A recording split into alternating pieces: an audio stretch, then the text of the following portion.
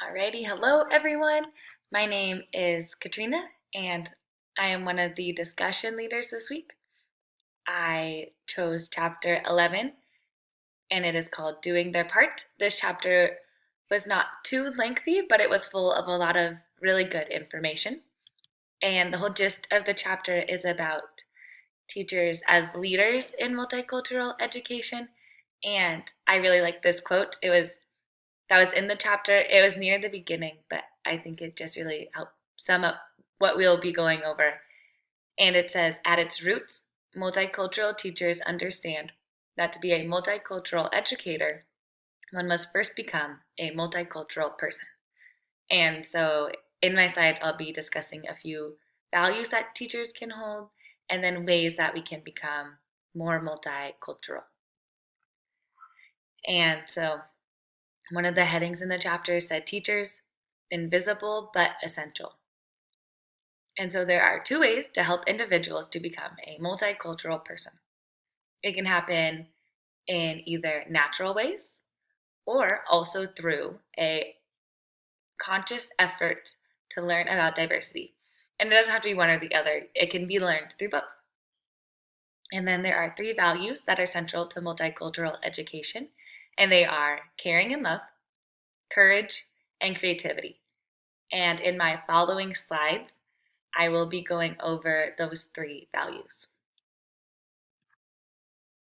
So the first one is caring and love. And the acts of caring and love are at the heart of all good teaching. I think that we all know this as being educators or aspiring to be teachers, that you can't be a teacher without this.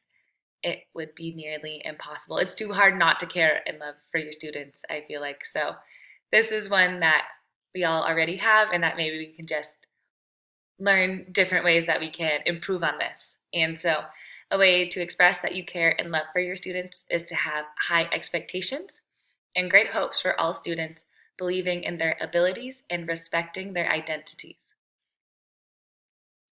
And multicultural educators can make it a point to learn about and connect with all of their students, which is so important to just know that about any students, regardless. It just, like they said, makes you feel more connected, and it can just create a more welcoming environment, which is so important. And the second value is courage. And so Nieto begins by describing how one teacher, Heather Brooke Robertson, acted as an activist teacher. And I just want to mention this because her work as an activist also showed up in how she cared for her students. She would speak up for her students, and in doing so, she created a curriculum that centers on the realities and expectations of her students, even in this high stakes pressure era. And I think that's so important to just take time to pause and look at the reality and just what a lot of our students have been through, because it's not all going to be the same. And it can just take some stress off of, like our author wrote, this high stakes pressure time that we're living in. And then the teacher that was talked about, Heather Brooke Robertson, she also would stand up for her students' parents, which is important because teachers should help all their students to redefine how they see parents and other community members, because they are also just vital assets to our students' lives and to the classroom. And the courage of the teachers goes beyond the classroom. It can be seen on the streets, in the courts, and in union organizing. So courage is definitely a thing that I think teachers need to just be mindful of, because there's a lot of ways that courage can be shown. And the last value that is talked about, which is creativity. Creativity can be the hardest value in multicultural education to sustain in public education.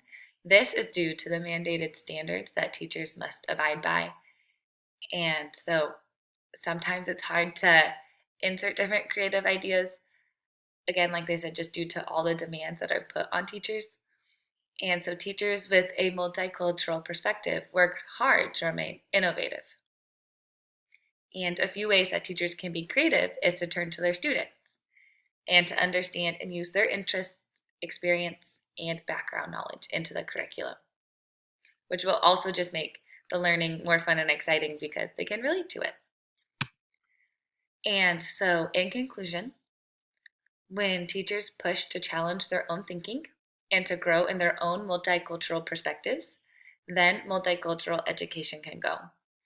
We looked how we can challenge ourselves through the three values, which are caring and love, courage, and creativity.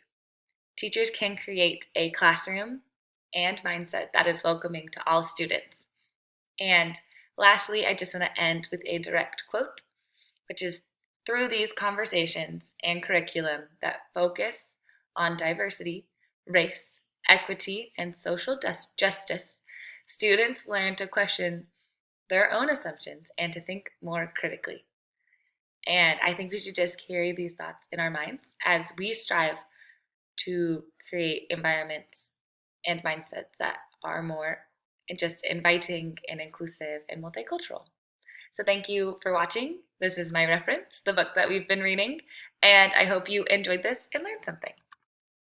Have a good rest of your night.